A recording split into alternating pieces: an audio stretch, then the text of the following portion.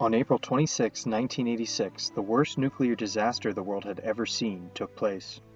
In the very early hours of the day, the operators of the Chernobyl nuclear power plant located in northern Ukraine were scheduled for a routine maintenance check on one of the four reactors.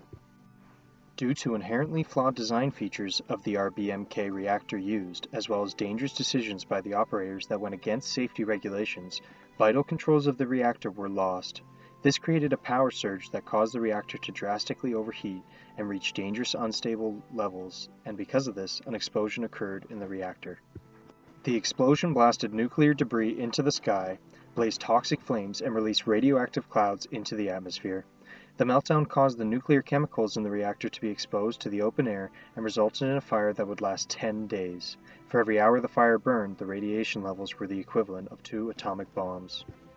When the explosion first occurred, the Union of Soviet Socialist Republics, or USSR, determined it was best to keep the accident a secret in order to maintain political stability. They did not inform any of the public that there had been a nuclear meltdown and that people were exposed to high doses of radiation. It was not until 36 hours after the initial explosion that the USSR had decided to evacuate the nearby towns that were at risk. By the time people were told to evacuate, it was far too late as people were already feeling the effects of severe radiation poisoning.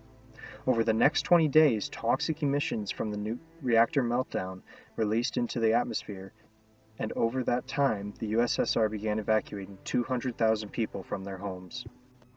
The accident itself to this day is reported to have directly killed only 31 people, although scientists suggest that the severity of exposure to the nuclear fallout from the event could be the cause of anywhere from 20,000 to 100,000 illnesses and deaths resulting from long-term detrimental effects due to radiation poisoning. On top of the effects it had on the people of Ukraine, the fallout clouds had an extremely drastic impact on the environment, which helped further spread radioactive material. Everywhere within a 30-kilometer radius of the power plant was deemed the exclusion zone by the USSR. Within that zone, forests had turned red from radiation poisoning, animals were killed by military in order to reduce the spread of radioactivity, and small towns were bulldozed and buried to cover up any radioactive materials that lingered. To this day, the exclusion zone in Ukraine continues to be uninhabitable and riddled with high concentrations of radioactive particles, something that will not change for thousands of years. As Chernobyl was built in the Soviet Union, the government ran the show. Chernobyl was built and run by the government. In accordance with the Soviet government's values, all the people's best interests were kept in mind when building Chernobyl and many other power plants. National pride and power were the Soviet government's main values.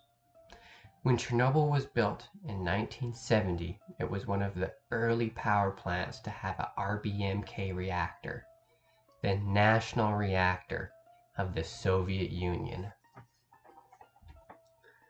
The RBMK was different from America's national reactor, the VVER reactor, as it had no pressure vessel around the core. This made it very cheap, which is great to make a large, powerful reactor. When the RBMK reactor was brought to fruition, it was the biggest and most powerful reactor in the world. And that, of course, gave the Soviet people great pride and implanted the power of the Soviet Union across the world. Now, with these two important aspects of a reactor, power and pride, out of the way, safety was forgotten. But from the perspective of the Soviet Union, a nuclear reactor malfunction was physically impossible, even though it happened many times. There are many stories about Anatoly Dyatlov, one of the main stakeholders in the explosion at Chernobyl, and what he did immediately after the explosion. Dyatlov, although allegedly caring for the safety of his employees, cared more about the plant than anything else. He did not want to believe that the RBMK reactor had exploded, and according to most historic interviews, although Dyatlov was not a generally liked person, he was a good employee and he was not the one to blame for the explosion and had been scapegoated by the Russian government. Dyatlov was influenced by his future, his possible health, and his denial when assessing the concerns post-explosion. Although he says he immediately regretted sending workers to check in closer on the explosion, it was that denial that the core could explode that cost the workers their lives and ultimately poses a view opposite to most about how to handle an unknown explosion and a nuclear power plant. After this point, he then began to realize the magnitude of the explosion, but he had been so exposed to the radiation that he needed to be hospitalized. Another 3 main stakeholders were the men who volunteered to dive under the plant to open the water valves. They were under the impression that by volunteering to go to the plant, they are possibly giving up their lives. This factor influenced most men not to volunteer to go. But the notion of saving hundreds of millions of people influenced these men to put their life on the line for their country and deal with the possible consequences down the road, if they arose. It is said that these men survived the mission, with one sadly dying in 2005 of a heart attack. When you look at the fact that he died at the age of 65, and 63% of cleanup workers reported cardiac or circulatory problems, his death was most likely accelerated due to the explosion, which shows just how important saving the general population was to these men, knowing it would lead to their possible death. There were many ethical failures in Chernobyl when looking at it from a deontological perspective. The first major failure of duty was the engineers being negligent with their work. They didn't go through the proper due diligence to ensure that the safety test was ready to commence. They were rushed, and they should have cancelled it when things were put off schedule. But instead, they decided to go forward with it. Some more examples of unsafe practice was that there wasn't suitable radiation measurement equipment and protective gear present during the test. As well, the staff during the test were inexperienced, and they were completely unprepared for a test at that time.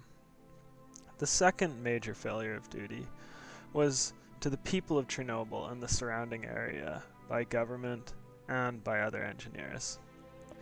I would say a government's main duty is to protect the people of their nation, and the Soviet government completely failed in this regard. They waited 36 hours to evacuate the town of Pripyat nearby, and it took them a further 10 days to expand this evacuation radius, something that should have just been larger to begin with. There are also many examples of the government hiding flaws with the reactor and other issues they had on site instead of dealing with them and working with the engineers to ensure that this reactor would operate safely. There were many ethical issues that occurred from Chernobyl. Of the biggest were the effects on members of society, the economy, and the political world. For members of society, Chernobyl resulted in hundreds of thousands of people having to evacuate their homes. An upward of 10 million people were affected by nuclear radiation. This radiation caused an uptick in cancer, cardiovascular disease, and an increase in birth defects. In the end, the human cost of Chernobyl is said to be up to 93,000 people. However, the official count from the USSR stands at only 31 people and has not changed since 1987. Financially, Chernobyl was also a great loss to the world. It cost over $700 billion in efforts to contain the nuclear plant and to remove nuclear fallout from the surrounding areas. To this day, there is the exclusion zone surrounding Reactor 4.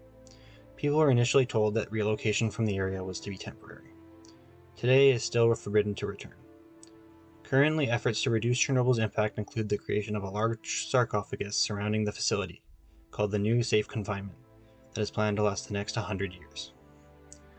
Of all the effects, politically, Chernobyl has affected the world in a very large sense. In the immediate aftermath, it is said that the explosion helped end the reign of the USSR. However, today, Chernobyl also plays a role. This isn't our goal for a sustainable future. Nuclear power, shown through its tragic backstory, has halted governments through public and political opinion.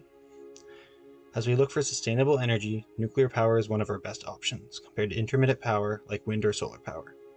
However, due to its reputation caused by Chernobyl and other similar accidents, it does not get considered.